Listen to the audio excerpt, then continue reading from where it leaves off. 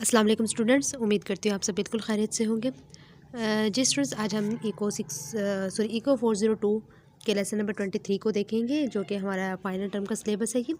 और जो है वो हमारे पास जो टॉपिक है वो है परफेक्टली कम्पिटिटिव मार्केट्स, जो कि हमने प्रीवियस लेक्चर में भी इसको बहुत डिटेल में इसको पढ़ा है कि परफेक्टली कम्पिटिटिव मार्केट्स होती क्या। अगर आपने मेरा प्रीवियस लेक्चर नहीं देखा तो आपको इसकी समझ बिल्कुल भी नहीं आएगी। इसलिए आपको आपके लिए ज़रूरी है कि आप इसका जो प्रीवियस लेक्चर है, आई थिंक 22 है, तो उसमें जाके आप परफेक्टली कम्पिटिटिव मार्केट्स के बारे में जो है वो आप उसके अपने कॉन्सेप्ट क्लियर करें, वो मेरा लेक्चर वॉच करें। चलो आपको बहुत अच्छी तरीके से समझ आ जाएगी और देन जो है वो आपको इसकी समझ आएगी, क्योंकि यहाँ पे मैं आपको डिटेल से समझाने वाली नहीं हूँ कम्पिटिटिव मार्केट्स के बारे में। आगे जो चीज़ें आएंगी उनके बारे में डिटेल से समझाऊंगी, बट कम्पिटिटिव मार्केट के बारे में नहीं बताऊँगी, क्योंकि मैंने वहाँ पे फुल डिटेल से जो है वो आपको इसका कॉन्सेप्ट क्लियर करवाया है। तो आप वो वाला जो लेक्चर है वो वॉच करें, ठीक हो गया। स्टूडेंट्स, अगर आप चैनल पे न्यू है तो इसके साथ साथ अपने चैनल को सब्सक्राइब ज़रूर कीजिए, ताकि मेरे जो भी लेक्चर है, वीडियोस हैं, मैं जो डेली जो टाइम पे जो है वो अपलोड करती हूँ, तो वो आप तक जो है वो बासानी पहुँच सके, ठीक है। जी स्टूडेंट्स, आज जो है वो हमने देखना है परफेक्टली कम्पिटिटिव मार्केट्स का कंटिन्यूड चैप्टर है। इसमें हमारे पास एक कम्पिटिटिव फर्म इनकरिंग लॉसेस पे, यानी कि जिसमें हमारे पास एक ऐसी फर्म के बारे में बताया कि जिसमें उनको लॉस हो रहा है, तो इसका जो है वो उन्होंने ग्राफ बनाया हुआ कम्पिटिटिव के बारे में, ठीक हो गया। तो ये आप जस्ट देखना चाहें तो देख सकते हैं, अदरवाइज़ इतना ज़्यादा इंपॉर्टेंट नहीं है ये। यहाँ पे आ जाते हैं हमारे पास choosing output in short run. Short run आपको पता होता है, वो शॉर्ट रन वो चीज़ होती है जिसमें हमारे पास मुख्तसर मुद्दत के लिए हमने जो है वो कोई चीज़ प्रोड्यूस करनी होती है, क्या उसकी प्राइस को जो है वो हमने एक्टिव करना होता है, वो कोई मुख्तसर मुद्दत के लिए करना होता है। इस तरह की चीज़ें जो शॉर्ट टाइम में मुख्तसर मुद्दत में जो होती है वो हमारे पास शॉर्ट रन होता है। यानी जो हमारे पास अगर हम कोई डिसीजन भी लेते हैं तो वो हमें शॉर्ट टाइम के लिए लेना होता है, और लॉन्ग रन जो है वो आपको पता होता है वो एक जो है वो तवील मुद्दत तक के लिए किया जाता है। उसके बारे में अगर हम कोई प्लानिंग करते हैं या कोई डिसीजन लेते हैं तो वो हमारा लॉन्ग टर्म तक होता है, जिसके शॉर्ट रन में जो है वो मुख्तसर मुद्दत के बारे में होता है। अब यहाँ पे जो है वो हमारे पास आउटपुट इन चूज़ हमने करनी है आउटपुट को इन शॉर्ट रन में। तो स्टूडेंट्स, यहाँ पे हमारे पास जो है वो समरी ऑफ प्रोडक्शन डिसीजन है, यानी हमने एक प्रोडक्शन की जो एक प्रोडक्शन है जिसने उसके बारे में जो डिसीजन लिए हैं उसकी एक समरी के बारे में समरी जो है वो यहाँ पे हमारे पास सामने दिखाई गई है। वो कहते हैं कि प्रॉफिट उस वक्त मैक्सिमाइज होता है जब MC is equal to MR होता है। मैं आपको एक चीज़ बताती थी कि आपको पता है पाई इज इक्वल टू होता है हमारे पास जो है वो रिवेन्यू माइनस कॉस्ट। अब रिवेन्यू को जो है वो हम MR भी कह सकते हैं। हमारा जो रिवेन्यू भी होता है हमारे पास पाई जो है वो इसका दूसरा फार्मूला है, यानी एक फार्मूला है pi is equal to R minus C, एक फार्मूला pi is equal to MR minus MC, यानी marginal revenue minus marginal cost. जब हम हमारे पास पाई जो है वो मैक्सिमाइज करने के लिए हमारे पास क्या होगा, हम पाई की जगह पे 0 कर दें तो MR माइनस MC आ जाएगा, ठीक हो गया। अब ये माइनस है, ये इक्वल के इस साइड पे आएगा तो MR इज इक्वल टू हमारे पास MC आ जाएगा, तो ये हमारे पास क्या हो जाएगा, प्रॉफिट इज मैक्सिमाइज हो जाएगा जब हमारे पास MR is equal to MC हो जाएगा। ये इस तरह ड्राइव किया जाता है, ठीक हो गया। इसके बाद आप आ जाते हैं if P greater than ATC the firm is making profits. वो कहते हैं जब हमारे पास प्राइस ग्रेटर देन हो जाएगी जो है वो एवरेज टोटल कॉस्ट से, तो हमारे पास फर्म जो है वो क्या हो जाएगी, प्रॉफिटेबल हो जाएगी। उस फर्म को जो है वो हमारे पास जो हमारी फर्म होगी उसको प्रॉफिट होगा, ठीक होगा। कब, जब हमारे पास प्राइस इंक्रीज़ हो जाएगी और हमारे पास प्राइस इंक्रीज़ हो जाएगी एवरेज टोटल कॉस्ट से। अब आपको पता है कॉस्ट क्या होती है, आपके पास जो वो होती है कॉस्ट जो कि हमारे पास जो हम किसी भी प्रोडक्शन के लिए किसी भी चीज़ को प्रोड्यूस करते हैं उस पर हमारे पास जो पैसा खर्च होता है उसको हम कॉस्ट बोलते हैं। जब उनको तमाम को जो एक चीज़ है प्रोडक्ट कर रहे हैं, प्रोडक्ट को जो है प्रोड्यूस कर रहे हैं, उसमें जितना भी खर्चा आता है मुख्तलिफ चीज़ों के ज़रिए, तो वो एवरेज टोटल कॉस्ट मिला के वो होती है। तो हमारे पास जो प्राइस जब उस चीज़ से ग्रेटर देन हो जाए तो मतलब हमारे पास फर्म को जो है वो प्रॉफिट में होगी। इसके बाद आपके पास आ जाता है average cost less than price less than average जो है वो total cost the firm should produce at a loss. जब हमारे पास एवरेज कॉस्ट जो है वो ग्रेटर देन हो लेस देन हो जाए प्राइस से, और प्राइस लेस देन हो जाए एवरेज टोटल कॉस्ट से, तो हमारे पास जो है वो लॉस हो जाएगा। एक चीज़ याद रखना, जब प्राइस यहाँ पे देख लें, प्राइस जब हमारे पास ग्रेटर देन हो रही है तो फर्म प्रॉफिट में जा रही है, और अगर प्राइस हमारे पास लेस देन हो रही है, इन दोनों का ही थोड़ा सा डिफरेंस है ना। प्राइस लेस देन हो रही है ATC से तो फर्म हमारे पास क्या हो रही है, लॉस हो रही है। यहाँ से आपको याद हो जाएगा, ठीक हो गया। इसके बाद आप यहाँ पे देख सकते हैं जब हमारे पास प्राइस लेस देन भी हो रही है एवरेज कॉस्ट से भी और एवरेज टोटल कॉस्ट से, तो फर्म हमारे पास क्या हो जाएगी, शट डाउन हो जाएगी। यानी हमारे पास जो उसकी यानी जो उसका प्रॉफिट होगा वो डिक्रीज़ हो जाएगा, हमें जो मतलब उसका जो ग्राफ होगा वो हमारे पास डाउनवर्ड हो जाएगा, ठीक हो गया। इसके बाद आप आ जाते हैं यहाँ पे, आपने ये इंपॉर्टेंट समरी ये आपने याद कर लेनी है, ज़हनशीन कर लेनी है। चलिए जी, इसके बाद उन्होंने हमें एक जो चीज़ दिखाई हुई है स्टूडेंट्स, वो ये है कि the short run output of an aluminium smelting plant. एक short run output of an aluminium smelting plant का दिखाया हुआ है। तो ये आप देख सकते हैं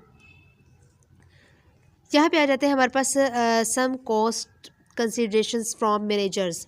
3 गाइडलाइंस हैं हमारे पास मैनेजर्स की तरफ से, जो कुछ कॉस्टर्स है जिनको कंसिडर किया जाता है मैनेजर्स की तरफ से, तो उसकी 3 उनकी गाइडलाइंस हमें दी गई है। वो कौन कौन सी है एस्टिमेटिंग मार्जिन कॉस्ट, तो वो हमारे पास ये हैं, हम इनको देख लेते हैं कि क्या है। पहली जो हमारे पास है, average variable cost should not be used as a substitute for marginal cost. मतलब जो एवरेज कॉस्ट है उसको जो है वो कहते हैं कि यूज़ नहीं करना चाहिए सब्सटीट्यूट फॉर मार्जिनल कॉस्ट के लिए। एवरेज कॉस्ट और मार्जिनल कॉस्ट क्या होती है, मैंने आपको बहुत डिटेल से आई थिंक पीछे प्रीवियस लेक्चर में बताया था। मार्जिनल कॉस्ट क्या होती है और एवरेज वेरिएबल क्या होते हैं हमारे पास, ठीक हो गया। अब वेरिएबल का मतलब होता है वो चीज़ें जो हमारे पास जो चेंज है, जिनके हम जैसे प्राइस वगैरह चेंज कर सकते हैं, ऐसी चीज़ें होती हैं। और मार्जिनल कॉस्ट कुछ और होती है, मैंने आपको बताया था अगर आपको याद हो। तो मैं आपको मुख्तसर ये बताना चाहूँगी कि वो कहते हैं कि जो एवरेज वेरिएबल है, एवरेज वेरिएबल को जो है वो मार्जिनल कॉस्ट के मुतबादल तौर पर जो है वो उसको इस्तेमाल नहीं करना चाहिए, नहीं किया जाना चाहिए। और a single item on a firm's accounting ledger में have 2 components only one of which involves marginal cost. वो कहते हैं फर्म की जो अकाउंटिंग लेजर है उसके एक आइटम के जो है वो 2 कंपोनेंट्स हो सकते हैं, ठीक है, जिनमें से जो है वो सिर्फ एक में जो है वो कहते हैं कि हमारे पास मार्जिनल कॉस्ट शामिल है। वो क्या कहते हैं कि फर्म के अकाउंटिंग लेजर में हमारे पास एक आइटम के 2 जो है वो कंपोनेंट्स होते हैं, अज्जा बोल सकते हैं, ठीक है। उसमें से सिर्फ जो एक कंपोनेंट होगा उसमें से एक कंपोनेंट का नाम हमारे पास मार्जिनल कॉस्ट है। ये आपने एज MCQ के तौर पे भी और शॉर्ट क्वेश्चन के हवाले से भी इंपॉर्टेंट है, याद करना है। इसके बाद तीसरा हमारे पास है all opportunity cost should be included in determining marginal cost. वो कहते हैं कि जितनी भी अपॉर्चुनिटी, जितने भी हमें जो है वो अपॉर्चुनिटी की जो लागत है उसको जो है वो मार्जिनल कॉस्ट के जो है वो डिटरमाइन यानी उसके तयन में जो है वो शामिल किया जाना चाहिए। जितनी भी अपॉर्चुनिटी है उनको मार्जिनल कॉस्ट के तयन में शामिल किया जाना चाहिए, ठीक हो गई। तीनों आपने याद कर लेनी है। Competitive firms short run supply curve, ये जो है वो स्टूडेंट मोस्ट इंपॉर्टेंट आपका ग्राफ है, आपने इसको अच्छे तरीके से देख लेना है। सप्लाई कर्व के हवाले से है, यहाँ पे आपकी प्राइस गिवन है, यहाँ पे आपके पास आउटपुट गिवन है, ठीक हो गया। तो ये चीज़ें आपने देख लेनी है। ये हमारे पास मार्जिनल कॉस्ट है, ठीक हो गया। एवरेज टोटल कॉस्ट हो गया, एवरेज कॉस्ट हो गया, हमारे पास ये चीज़ें मौजूद है, आपने इनको ध्यान से देख लेना। इसके बाद ऑब्जर्वेशंस है हमारे पास, जब P = MR आ जाए, यानी P = किसके आ जाए, MR आ जाए, और हमारे पास एक चीज़ है, इक्वेशन गिवन है, MR = होता है MC के। जब हमारे पास प्रॉफिट मैक्सिमाइज्ड होता है तो हमारे पास ये इक्वेशन होती है ना, MR = MC। जब अगर प्राइस MR के इक्वल हो जाए तो हम MR की जगह पे P पुट कर सकते हैं, तो P = MC। तो मतलब P = MC हो गया, P = MR हो गया, तो सो सिंपल MR = MC हो गया, ठीक हो गया। इसके बाद ये चीज़ ये इन्होंने ये बताई, supply is the amount of output for every possible price, therefore P = P1, Q = Q1, P = P2, Q = Q2 है। हमारे पास ये चीज़ है, ये वही सब आपके पास आ गया। जिस रोज़ उसके बाद हमारे पास आ जाती है ऑब्जर्वेशन में कहते हैं कि supply is upward sloping due to diminishing returns, कि उनका कहना है कि जो हमारे पास जो सप्लाई की जो स्लाइस जो हमारे पास जो है वो कहते हैं कि रसद कम होने की वजह से जो है वो ऊपर की तरफ ढलवान है, ठीक है, यानी जो हमारा स्लोप होगा वो ऊपर की तरफ होगा, ठीक हो गया। क्यों? क्योंकि सप्लाई जो है वो हमारे पास क्या हो रही है, कम हो रही है सप्लाई, ठीक हो गया। इसके बाद है higher price compensates the firm for higher costs of additional output and increases total profit because it applies to all units. वो कहते हैं कि ज़्यादा कीमत जो है वो फर्म को इजाफी तौर पर जो है वो पैदावार की ज़्यादा उनको लागत की तलाफ़ी करनी पड़ेगी, और यानी कि ज़्यादा कॉस्ट लगेगी उनको। जितनी ज़्यादा वो जो है वो फर्म में जितनी ज़्यादा प्रोडक्शन को जो है वो प्रोड्यूस करने की करेंगे तो उतनी ही ज़्यादा उनकी जो है वो कॉस्ट भी लगेगी। ज़ाहिर बात है किसी चीज़ को ज़्यादा प्रोड्यूस, अब हम 2 चीज़ें बना रहे हैं तो कम, अगर हम उसी तरह की 4 चीज़ें बनाएंगे तो हमारे पास जो है वो कॉस्ट ज़्यादा लगेगी, ठीक है। कि वो इन्होंने यही कहा है कि ज़्यादा उन्हें को एक फ़र्म जो है अगर वो ज़्यादा जो है वो प्रोडक्शन को प्रोड्यूस करना चाहती है तो उसकी जो है वो कॉस्ट है, लागत है जो है वो भी ज़्यादा होगी, और कुल जो है वो कहते हैं कि जो उसका प्रॉफिट होगा उसमें भी वो जो है वो इजाफा करती है, क्योंकि तमाम जो उनकी जितनी भी ये तमाम यूनिट्स हैं उन पर जो है ये लागू होती है चीज़ें, ठीक हो गया। इसके बाद आप आ जाते हैं यहाँ पे व्हेन द हमारे पास है firms response to an input price changes. ये क्या होता है हमारे पास, हम इसको देखते चलते हैं कि वो कहते हैं when the price of a firms product changes. वो कहते हैं जब एक किसी फर्म की जो है वो प्रोडक्ट है उसकी कीमत में तब्दीली होती है, यानी कोई फर्म है वो अपने प्रोडक्ट की प्राइस में चेंजिंग लाता है, तो the firm changes it's output level.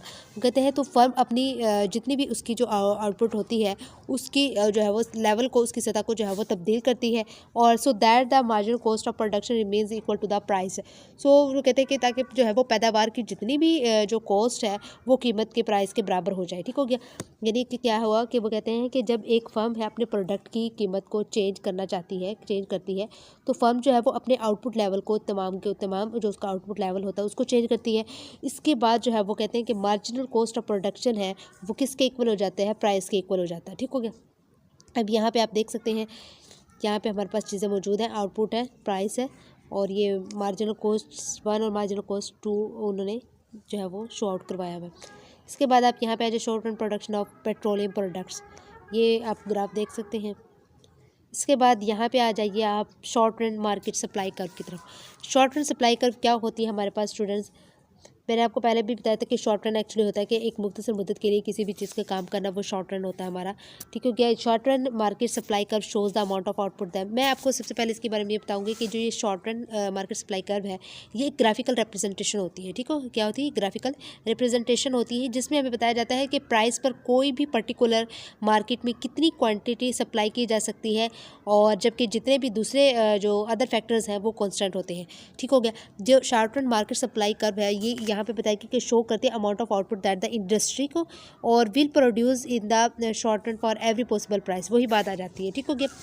बाकी जिसमें जो इसके अदर फैक्टर्स होंगे वो कॉन्स्टेंट होंगे, और जस्ट जो है वो ये काम कर रही होगी। इसके बाद जो है वो हमारे पास है कंसीडर फॉर सिंप्लिसिटी या कम्पिटिटिव मार्केट विद 3 फर्म्स। ये यहाँ पे जो है वो हमारे पास 3 मार्जिनल कॉस्ट दिखाया हुआ है, MC1, MC2, MC3। ठीक हो गया। और यहाँ पे देख सकते हैं द शॉर्ट रन इंडस्ट्री जो है वो supply curve is the horizontal तौर पर है, हॉरिजॉन्टली है, और कर्व्स ऑफ द फर्म्स। और इसके बाद उन्होंने कहा if increase output raises input costs what impact would it have on. ये खैर आप ये इन क्वेश्चंस को छोड़ दें, जो है वो इसमें जो ज़्यादा चीज़ें हैं आपने जो है वो इस चीज़ को देख लेना, अच्छे से देख लेना। ठीक हो गया। इसके बाद आप ये जो मैंने हाईलाइट की हुई चीज़ें ये आपने देखनी है, इसमें ज़्यादा इंपॉर्टेंट चीज़ें, हाँ ये मोस्ट इंपॉर्टेंट आपका ये जो पॉइंट है ये वाला है और ये वाला है। ठीक है, ये आप देख लीजिएगा, 3-4 चीज़ें हैं। आई होप सो आपको मेरे लेक्चर की समझ आ गई होगी।